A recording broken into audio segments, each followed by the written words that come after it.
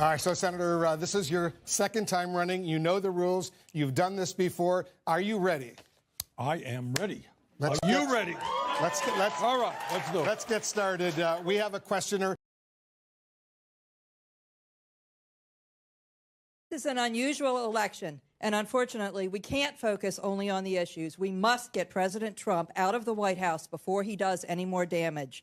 If you are the Democratic nominee, how will you defeat him? And if you are not the nominee, what will you do to help the nominee defeat him? Well, let me just say two things. Number one, I hope and believe that every Democratic candidate will come together after the nominee is selected and make certain that Donald Trump is not reelected president of the United States. And I pledge certainly to do that. I hope I'm the nominee, but if I am not, I will work with that nominee. Trump has got to be defeated. And I'll tell you why.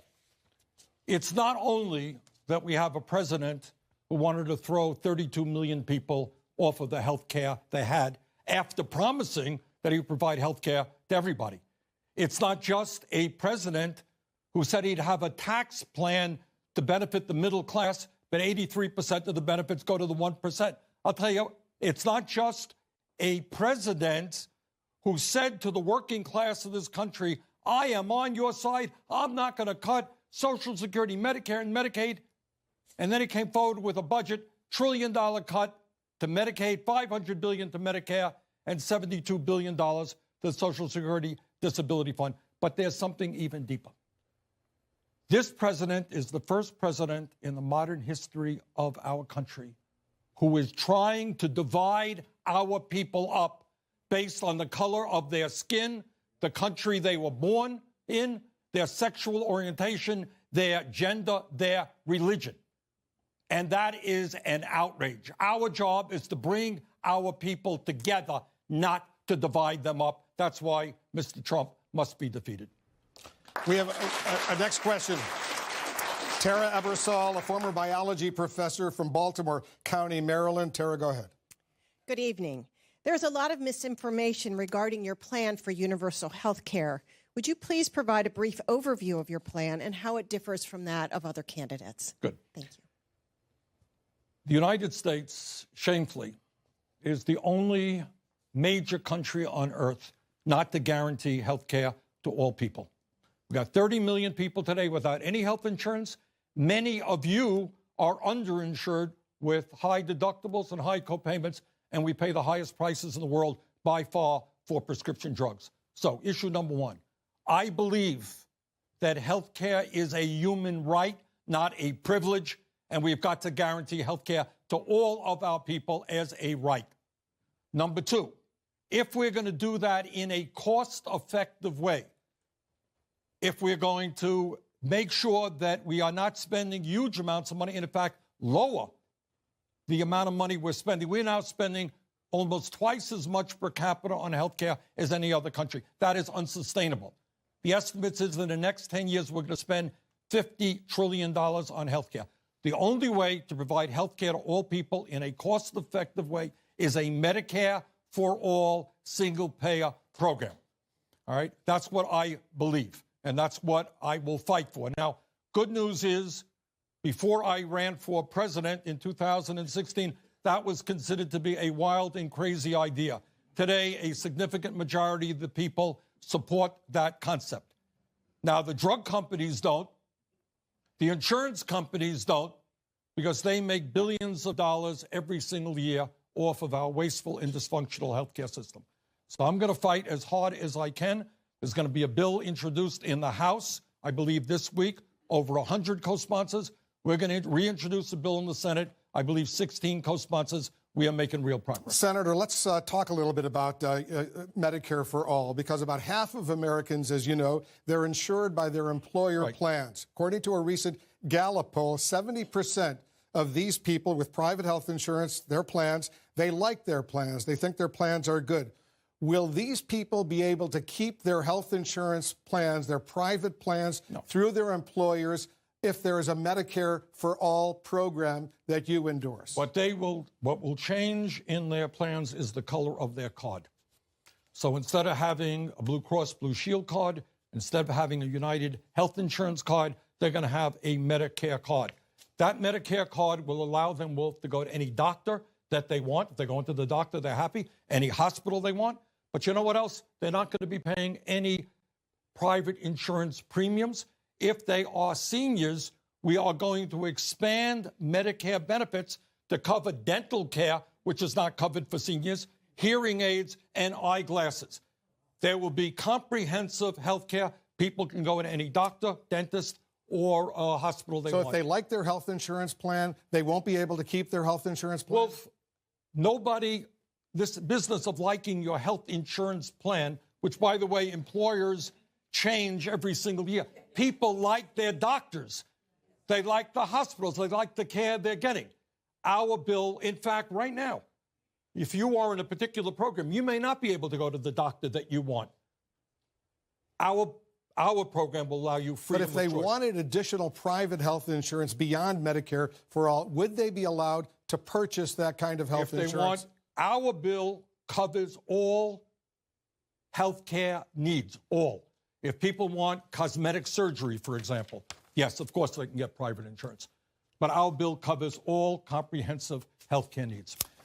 We have another question from Julius Washington. He's a freshman at Howard University here in Washington, but he's originally from your hometown of Brooklyn, New York. Many of your policies have been met with speculation about how they're going to be paid for. What would you propose as solutions to pay for your ambitious policy ideals? Great question. Thanks. In the United States right now, we have more income and wealth inequality than any other country on earth. We have 3 people who own more wealth than the bottom half of America. We have the 1% owning more wealth than the bottom 90%. We have 46% of all new income going to the top 1%. Okay? So what we have in America today is a whole lot of wealth. But that wealth and income increasingly goes to the very, very wealthiest people in this country. So what I believe that in a democratic, civilized society, healthcare, is a right. Making sure that our kids can get a higher education is a right. That we rebuild our crumbling infrastructure is a basic need. That's going to cost money. But at a time when the people on top have so much, while the middle class shrinks and we have so many people living in poverty, if your question is, am I going to demand that the wealthy and large corporations start paying their fair share of taxes? Damn right, I will. All right? And let me give you, people say, where are you going to get the money? Where are you going to get the money? Amazon, owned by the wealthiest guy in the world, made $5 billion last year in profits. Anyone here know how much they paid in taxes? That's right. That's where we're going to begin getting the money. But tax experts caution, and you know this, Senator.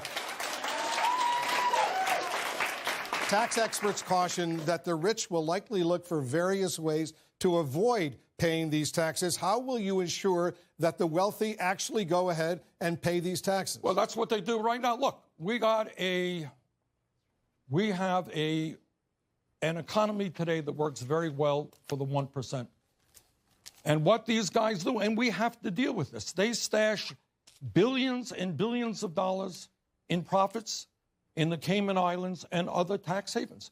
And we have veterans sleeping out on the streets, public schools that are falling apart. Got 20% of senior citizens in this country trying to live on $13,500 or less. So we have, when I talk about a political revolution, I know this may sound radical to some people, but we are going to create an economy and a government that works for all of us, not just the 1%. So to answer your question, we are going to do away with those outrageous loopholes that allow large corporations owned by some of the wealthiest people in this country to pay nothing in taxes.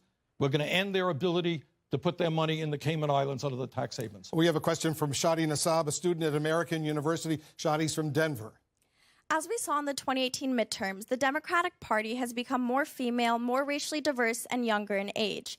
How can a voter like me feel confident in your ability to represent the party, especially given that your response to sexual harassment allegations during your campaign is that you were, quote, a little bit busy running around the country trying to make the case to be elected as president? Well, I think that quote was a little bit out of context. But let me ask you a question. I am enormously proud of the fact that we have the most diverse, progressive freshman class in the history of the United States Congress. And you know what I did in 2016 and in 2018? I ran all over this country to try to make that happen. All right? So when you talk about the political revolution, you're talking about two things. Number one are the ideas that we are fighting for.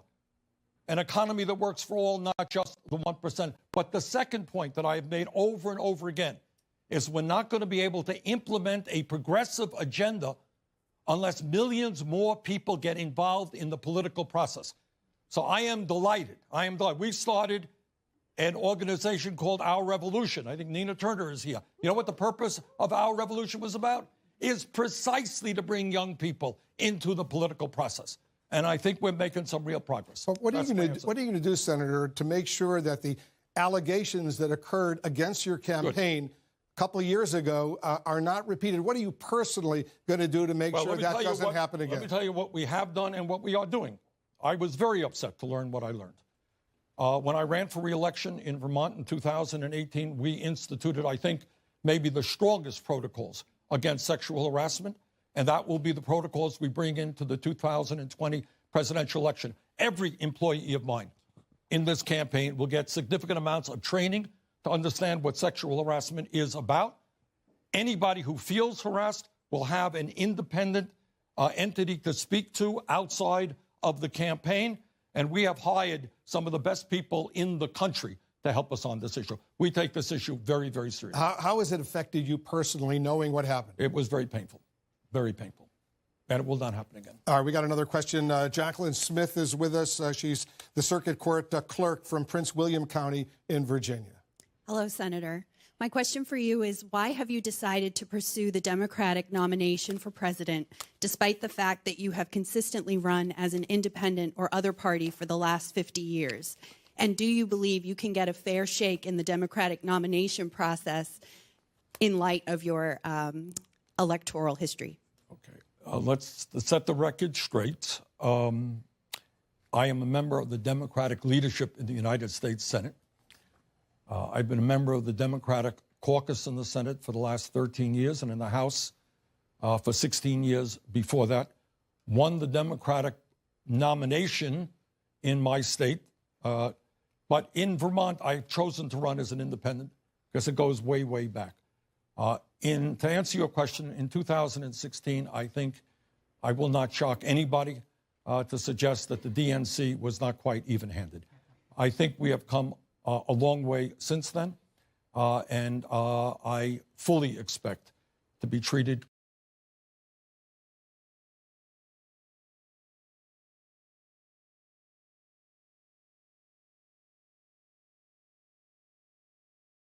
They are registering as independents or not affiliated folks. And I think as somebody who is an independent, we can bring them into the Democratic Party to help create a party which will stand with the working families of this country and have the courage to take on the very powerful special interests who wield so much economic and political power in America. Let's take a seat for a second because I have a question about transparency. Senator, will you release 10 years of your tax returns? As you know, Elizabeth Warren has decided to do that. Yes. What was the delay? Why haven't you done that so far? Well, you know, the delay is not, it'll bore, our tax returns will bore you to death. It's simply nothing special about them. It just was a mechanical issue. We don't have accountants at home.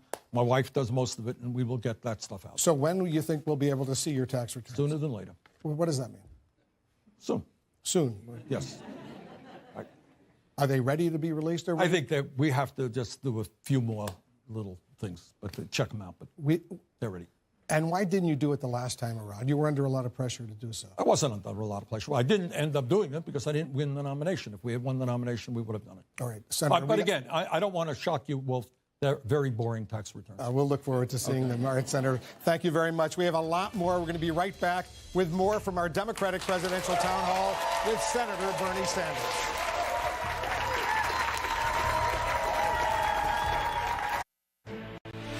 This is CNN Breaking News. Welcome back to the CNN Presidential Town Hall with Senator Bernie Sanders. Senator, we have a question from Young Jung So, a student from Massachusetts who's studying political science and finance.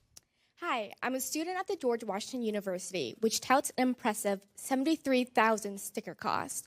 The current trends in America show the cost of college continuing to skyrocket as the workforce is becoming more and more reliant on seeking employees with a higher education background. As president, how will you work to alleviate this issue? Well, thank you very much for raising an issue of enormous consequence. Look, we live in a competitive global economy, and if this economy in the United States is going to work, we need to have the best educated workforce in the world. 30 or 40 years ago, we actually did. We no longer do have the best educated workforce, and you indicated the reason why. Right now, you got hundreds of thousands of bright young people who cannot afford to go to college. We have young people like you who do go to college and they leave school $50,000, $100,000 in debt. I will never forget in Burlington, Vermont, talking to a young physician, and she said, Bernie, I graduated medical school, $300,000 in debt. Saw a dentist in Iowa, $400,000 in debt. Frankly, that is crazy. We want you to get the best education you can without having to pay off outrageous levels of debt for decades. So what is the answer? The answer, in fact, is to understand that a higher education today is the equivalent of what a high school education was 40 or 50 years ago.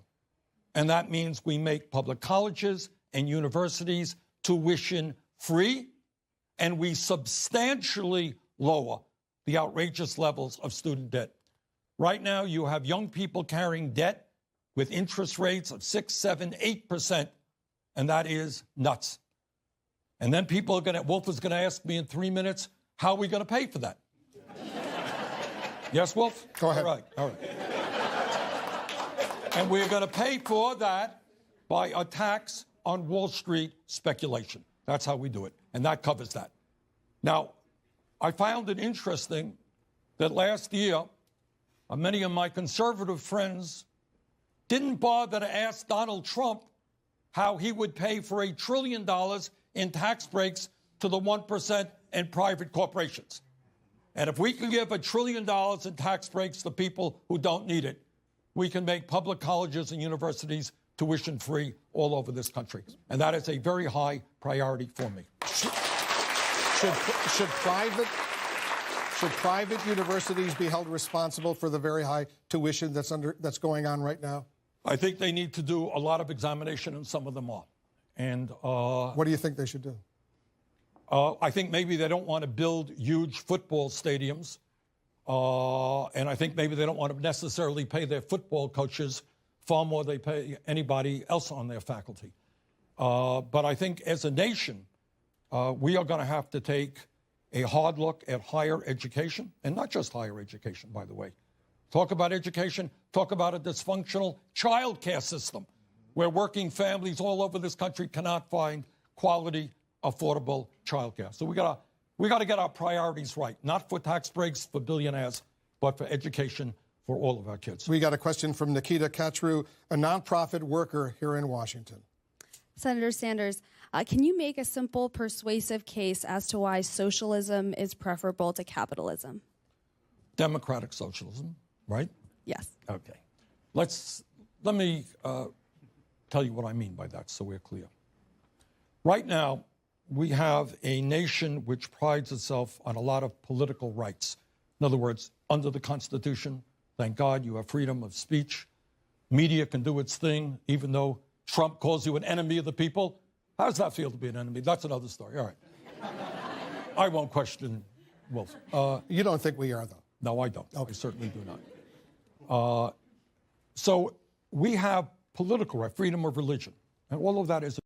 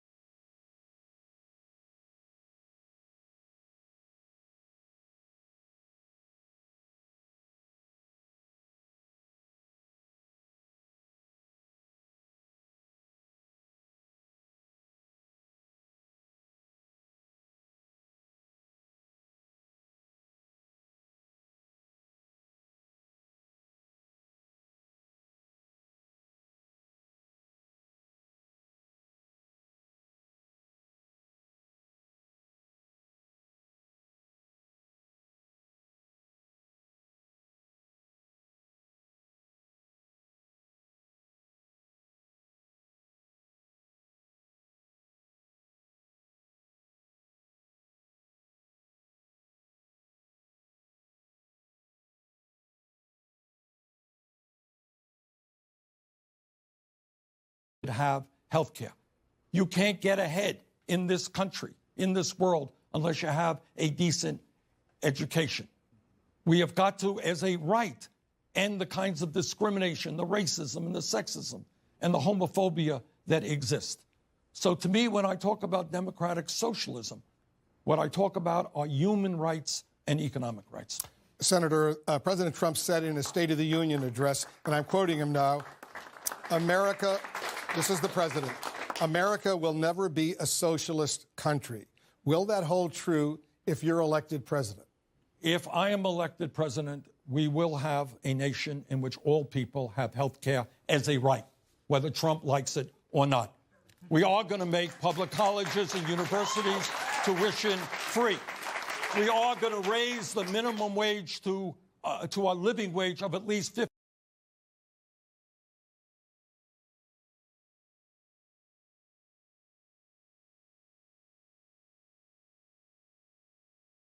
Likes it or not, when I talk about human rights, you know what that also means? It means that our kids and grandchildren have the human right to grow up in a planet that is healthy and habitable. And it is really a disgrace and an embarrassment that we have a president who rejects science, who does not even understand that climate change is real and caused by human activity, who does not understand what this planet will look like in years to come if we do not go forward boldly and transform our energy system away from fossil fuels. Let's continue with climate change right now. Michelle Gregory has a question. She's from the Eastern Shore of Maryland. Hello.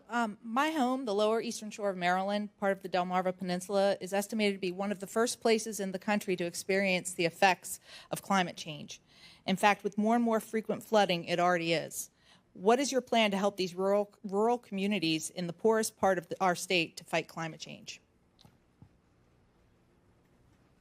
What you're asking is maybe, you know, a couple of years ago, I don't know if you were moderating it, Wolf, I don't know if it was you or CBS, I can't remember.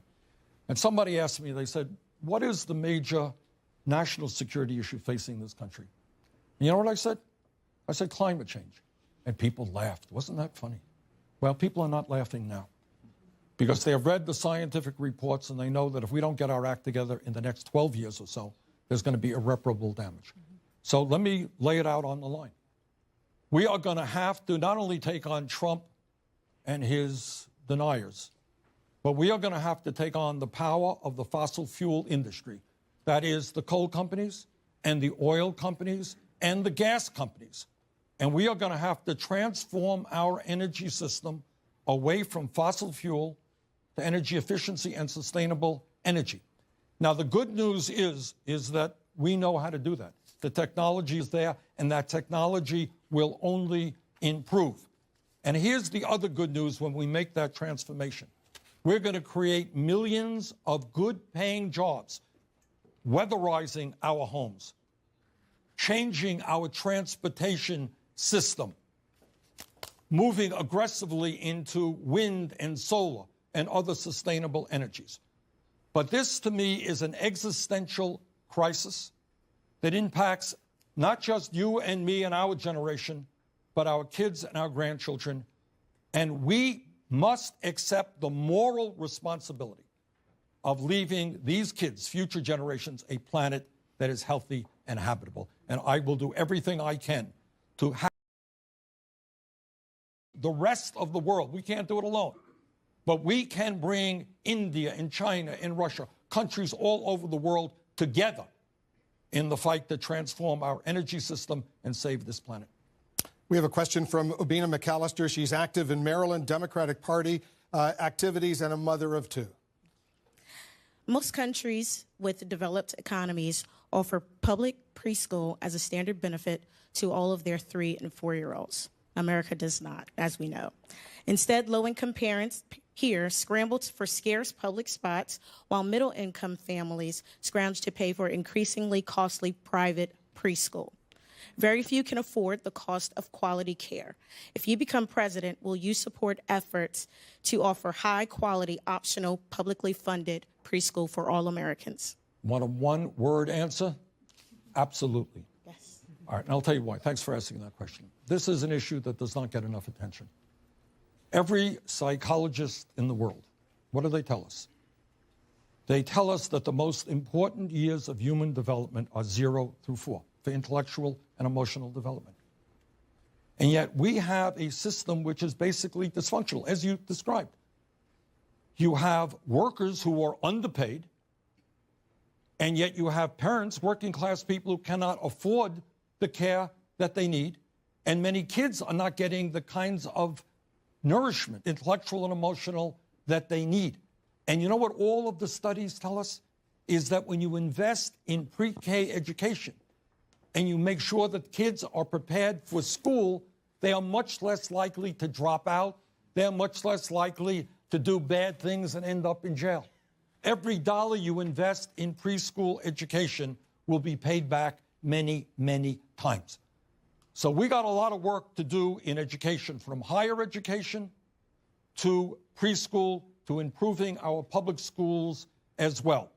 And when people tell me we cannot afford to do that, I say we cannot not afford to do that. This is the future of the country. We have a question from Osaro Grayson. He's from Baltimore, Maryland. He's a Howard University student. Thank you, Senator.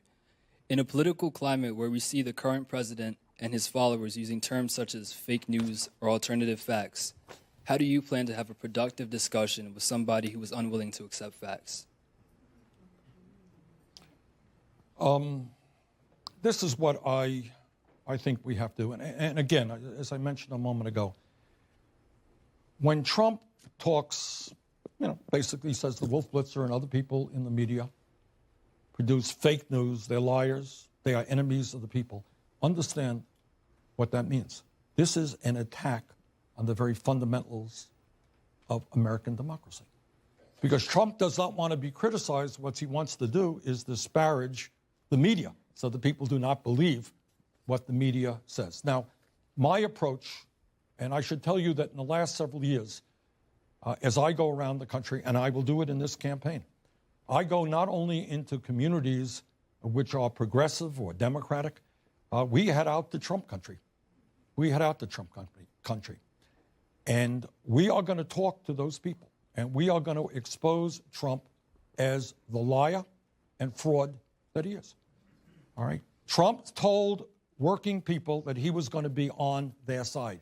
He is not on their side, and its record proves that quite clearly. He is on the side of the billionaire class, and we're going to make that very clear. And I think by the end of this campaign, I suspect that a number of people who voted for Donald Trump will understand that he is not their friend, and that the agenda that we have, which is prepared to take on the billionaire class, is the agenda that they will support. If you're the Democratic presidential nominee and you're on the debate stage with President Trump, how will you engage with him? Well, we'll bring a lie detector along.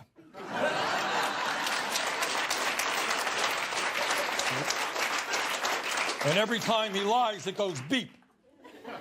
That would be the first thing.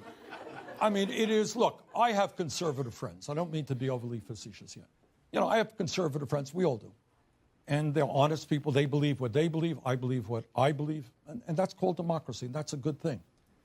But I think the fraud that Trump is, the pathological liar that he is, has to be exposed.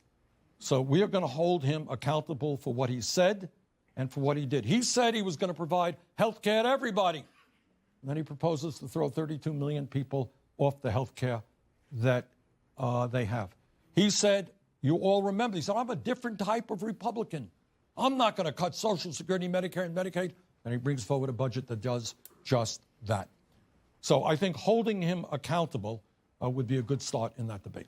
Senator, we have a lot more to discuss, and the voters have a lot more questions. We'll be right back with Senator Bernie Sanders.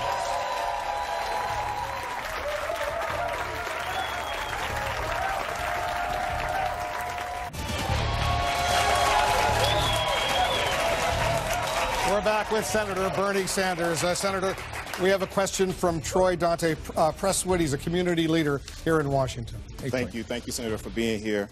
The intelligence community all agree that Russia tampered with the 2016 election and used information warfare to sow further division and mistrust among Americans. It's likely that they will interfere with the 2020 election as well. So as a candidate, how will you ensure your campaign will not be infiltrated by Russia? And secondly, as president, how will you eliminate this threat once and for all to restore confidence to our electoral process? Thank you very much for that question. Unlike Donald Trump, I have no doubt that what you said is true. And clearly, we have got to make it clear to Russia that they cannot sabotage elections, not only in the United States, by the way, but in countries around the world. Specifically, we are, and I know other campaigns are doing it as well, hiring, spending a lot of money, trying to protect our computers, etc. But ultimately, the word has got to go out to Putin and others around the world that cyber warfare, the attempt to destroy American democracy, is a very, very serious offense which will not be taken lightly.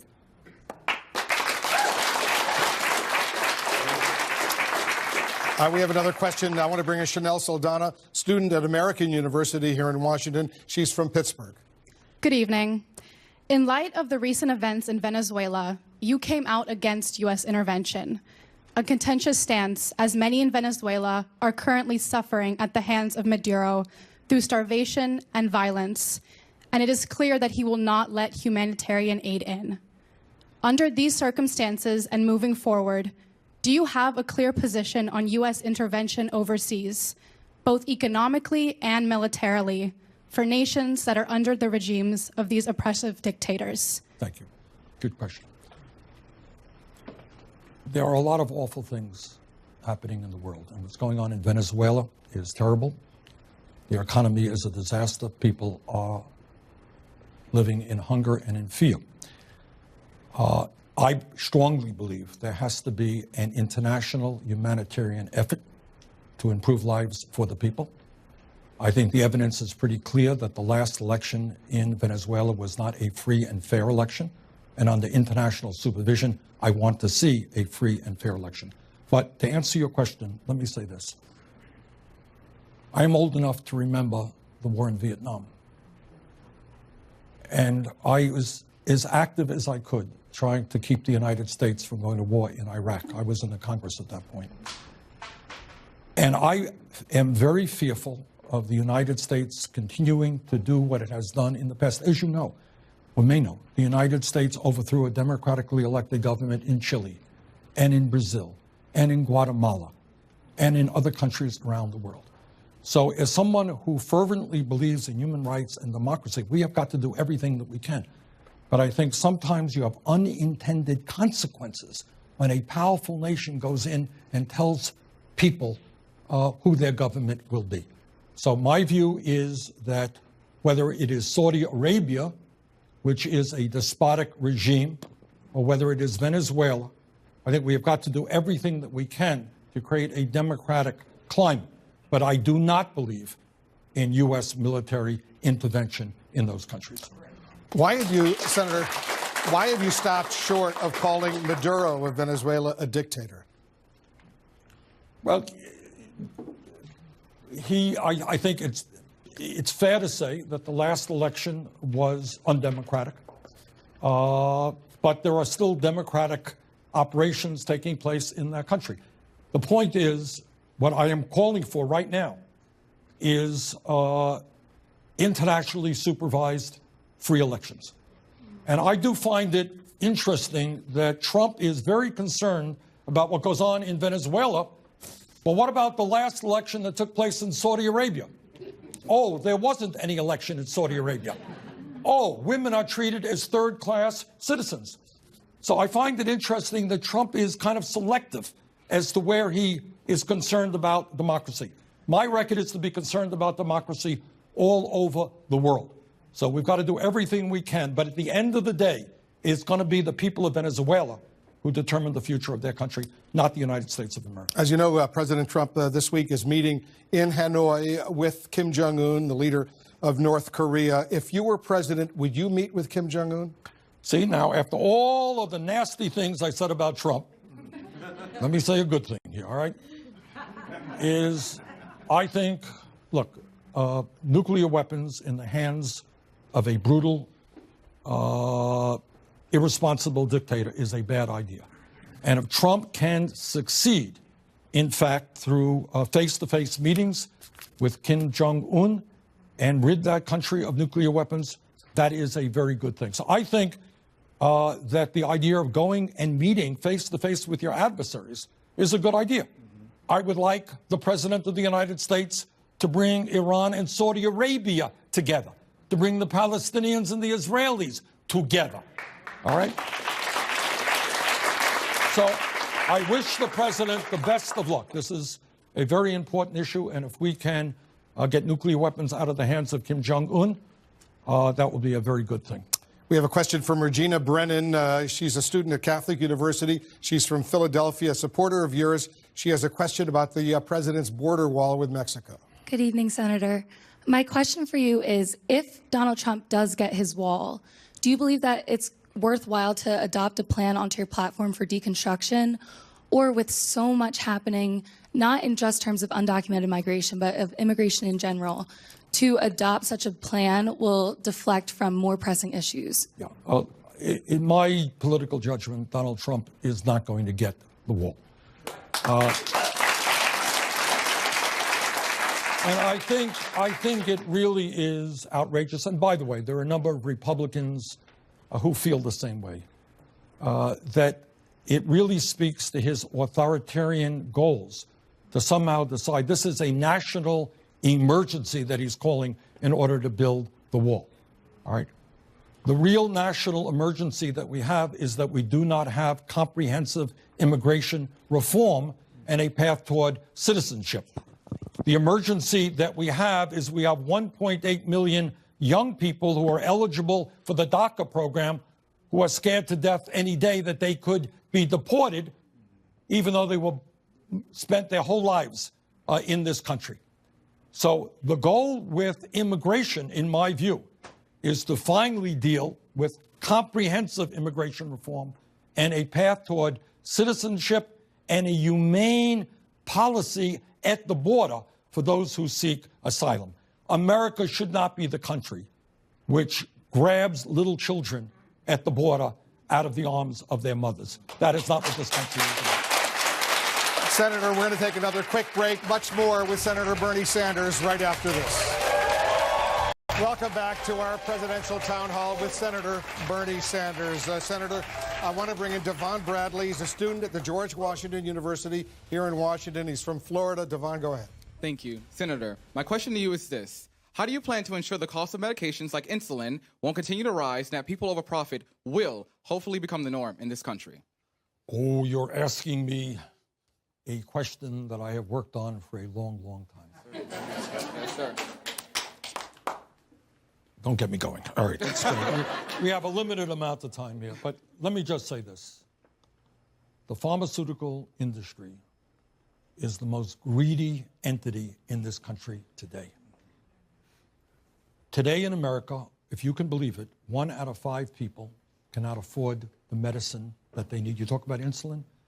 We have had on our social media, my Senate social media, parents talking about how their children died because they couldn't afford insulin. The pharmaceutical industry last year made $50 billion in profit. $50 billion. They pay their CEOs outrageous levels of compensation. And 1 out of 5 Americans cannot afford the medicine they need. In my state of Vermont, elderly people cut their pills in half. Now, I have introduced, I think, the most sweeping set of legislation to deal with this issue. It does 3 things. Number 1, it has Medicare for the first time negotiating prices with the pharmaceutical industry. You know why our prices are so much higher than any other country on earth? In America, the drug companies could charge you any price they want. They could double, triple, quadruple the price. They get what the market will bear. Every other country on earth negotiates prices. And we don't, because the pharmaceutical industry has unbelievable money and unbelievable power. All right? So number 1, Medicare negotiates prices. Number 2, Many of my Republican friends believe in free trade. Well, if you believe in free trade, why can't pharmacists and distributors purchase lower-cost prescription drugs from Canada and other countries? Same exact medicine made in the same factories, bring them into America. Thirdly, roughly speaking, what Canada does. What Canada does is look at prices around the world, come up with something similar. But let me say this, and this gets at the heart of what our campaign is about.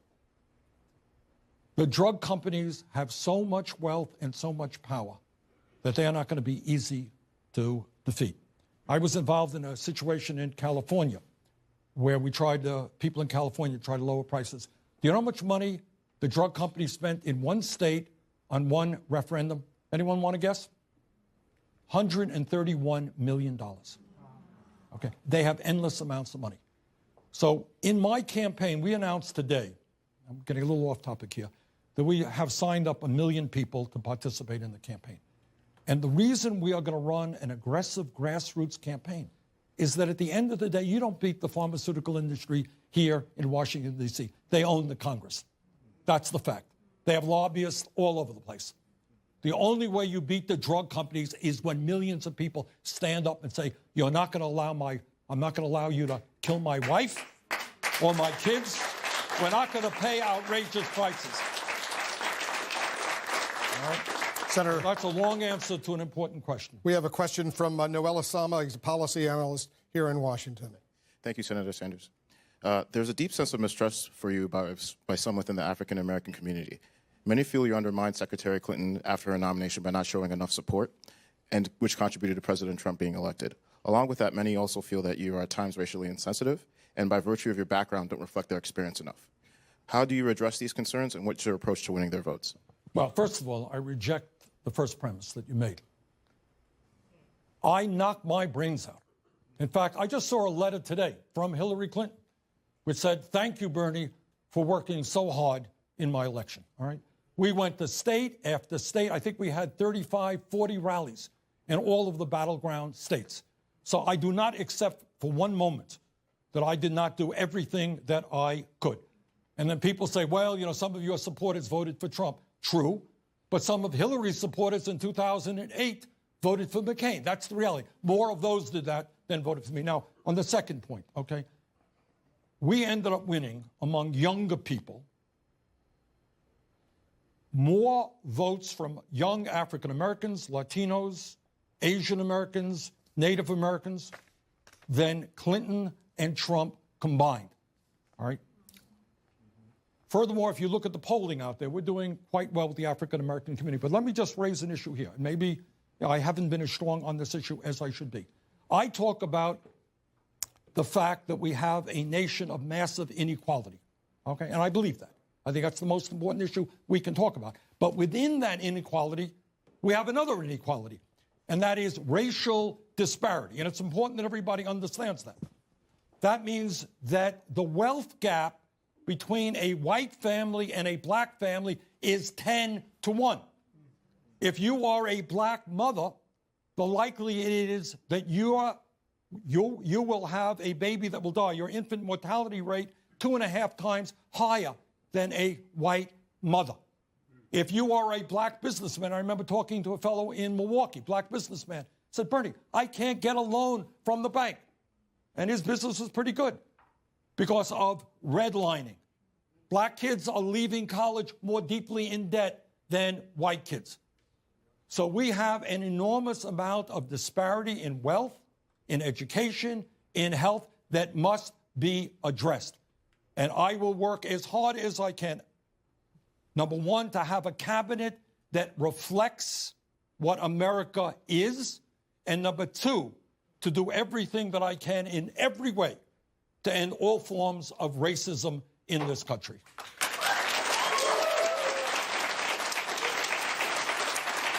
We have a question from Chioma Iwaha. She works at a nonprofit here in Washington. Thank you, Senator Sanders. Part of the legacy of slavery and Jim Crow in the U.S. is the legacy of income inequality in the U.S. What is your position on reparations to the descendants of slaves? Well, as I just indicated, there are massive disparities that must be addressed. There is legislation that I like, introduced by Congressman Jim Clyburn.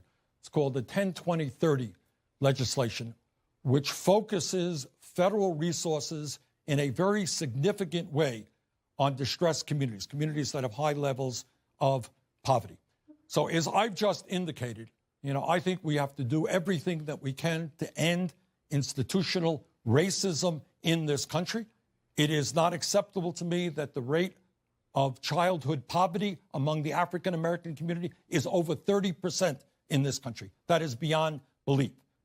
That African Americans die from cancer at higher rates than whites. So we're going to do everything we can to put resources into distressed communities and improve lives for those people who have been hurt from the legacy of slavery. So what is your position specifically on reparations? I asked the question because Elizabeth Warren, Julian Castro, they've indicated they want what does to that support. mean? What do they mean?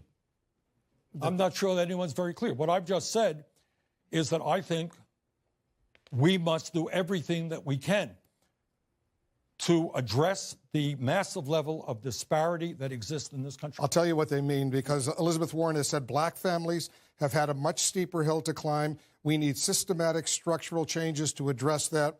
Julian Castro has said, I have long thought that this country would be better off if we did find a way to do that, reparations. Well, I agree with what Elizabeth said. So you would support reparations? But read what she said. What does that mean? She means, I think, I don't want to put words into her mouth, is what I said. Okay? In other words, as a result of the legacy of slavery, you have massive levels of inequality. It has to be addressed, and it has to be addressed now. In 2016, you said it would be divisive, reparations. Well, again, it depends on what the word means. And I know you don't want to be divisive tonight. All right, let's go to Samantha Hakeem, a student at Catholic University. She's from Massachusetts. Thank you. As a strong advocate for raising the federal minimum wage to $15, I've had many discussions with my peers in regard to this matter. Many express concerns that small business owners would have to lay off employees because they do not have the money and income to support that many workers at that rate. How do you reassure them that this would not be the case and it is in fact possible? Well, you're right. In 2016, when I ran for president, and we talked about raising the minimum wage to $15 an hour, everybody said, well, it's pretty radical, pretty extreme. Well, a lot has changed in 3 years. And right now, you got 5 states in this country that have passed $15 an hour minimum wage. And by the way, it means phasing it in over a period of years, not tomorrow. But here's what I believe. I believe that in the richest country in the history of the world, if you work 40 hours a week, you should not be living in poverty. And I believe that if we raise that minimum wage to $15 an hour, workers will have more money to spend in their community and create jobs doing that. So I think raising the minimum wage is the right thing to do, and I think it is good economics, and I'm very delighted to see the kind of progress we're making in states and cities all over this country. By the way, I believe that the House of Representatives will, in fact, pass, can't guarantee it, I think they will, pass a $15 an hour minimum wage, and we're going to fight as hard as we can to see that passed in the United States Senate.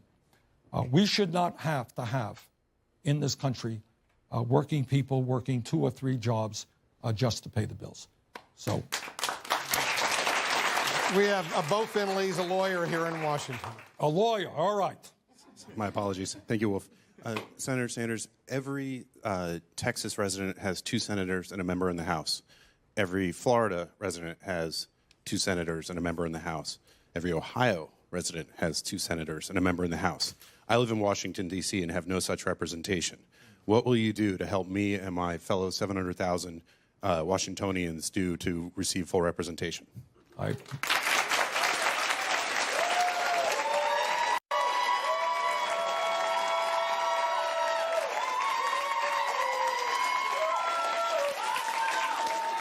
And you pay taxes, and your young people serve in the military, right? Yes.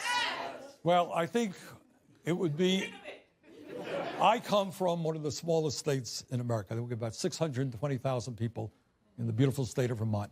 It would be a little bit hypocritical of me to suggest that Washington, D.C. should not become a state, and I strongly support statehood for D.C.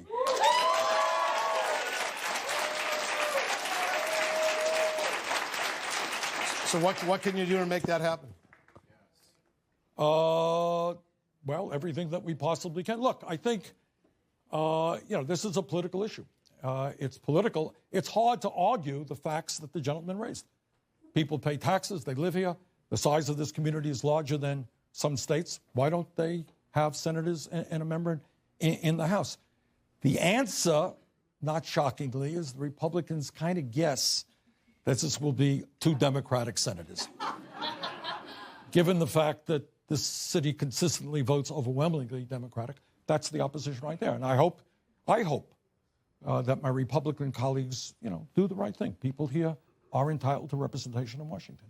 We have a question from Eliana Landau. She's a sophomore at the George Washington University. She's from Pennsylvania and an active member of the College Democrats. Hi, Senator. We're arguably living in one of the most polarized political environments in American history. The Democratic Party is shifting more to the left and the Republican Party more to the right. But most Americans tend to fall in the middle of the political spectrum. How do you plan to unite such a polarized country if your policies are moving further away from where most Americans stand? Okay, I look at it a little bit differently. That the country is polarized, I agree. And that has a lot to do with Trump's fostering a division and hatred, to be honest with you.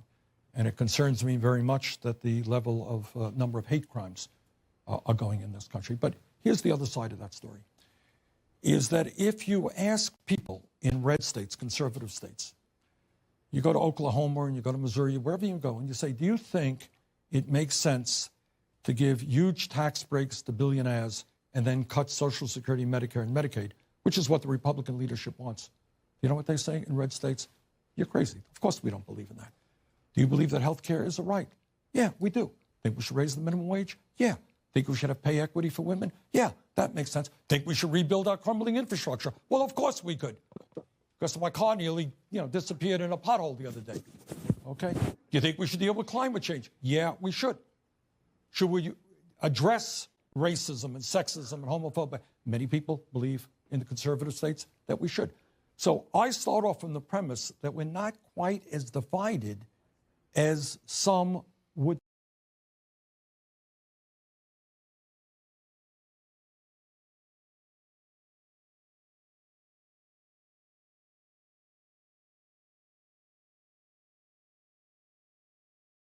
Goes on here in Washington is that many of the folks who come here really are not reflective, in my view, of the people they represent. They're much more reflective of the billionaires who fund their campaigns and the lobbyists who get them to do their things. So I honestly believe that we can bring the American people together around an agenda that works for working families, rather than just the 1%. Okay, and that's what I believe as to how we can deal with some of the divisions that exist. If you're elected president of the United States, Senator, how would you reach out to Trump supporters to try to unite the country? Well, I just indicated that. For example, if you talk, one of the crises that we face is, and I'll give you an example of this, and it's taking place as we speak. In Erie, Pennsylvania, there is a company that makes locomotives, something that we need if we want to rebuild our rail system. A new company came in and took it over from General Electric called Wabtec. And as soon as they came in, you know what they did, Wolf? They said to their workers, we're going to have mandatory overtime, we're going to change the scheduling, and we're going to substantially lower the pay for new workers.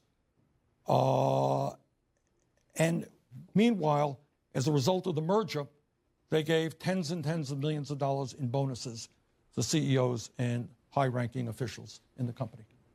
That is what's going on all over this country.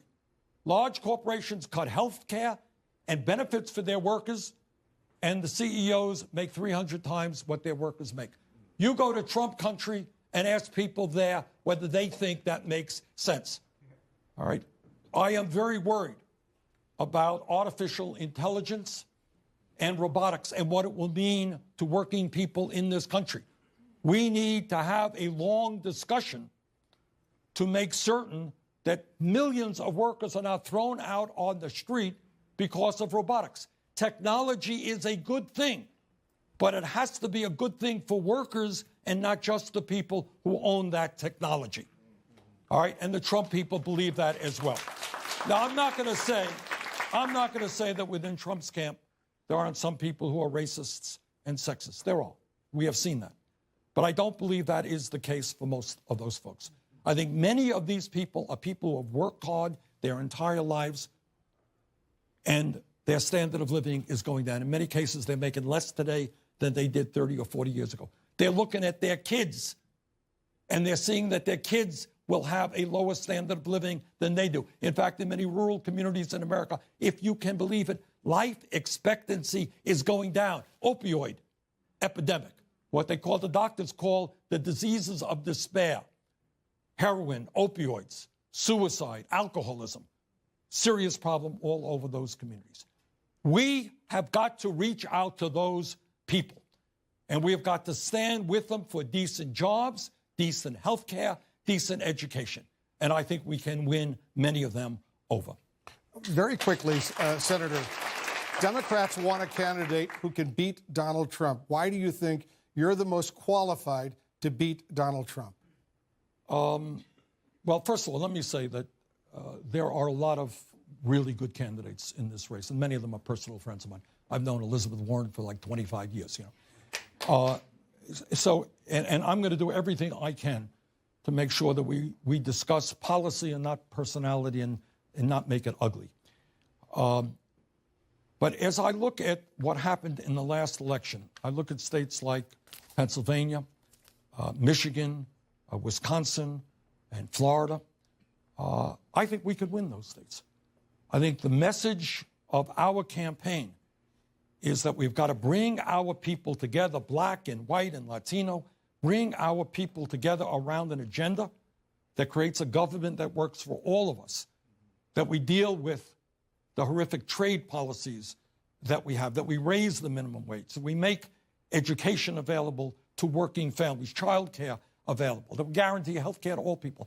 I think that that is a message that will resonate in many of the countries, in many of the states that Trump won.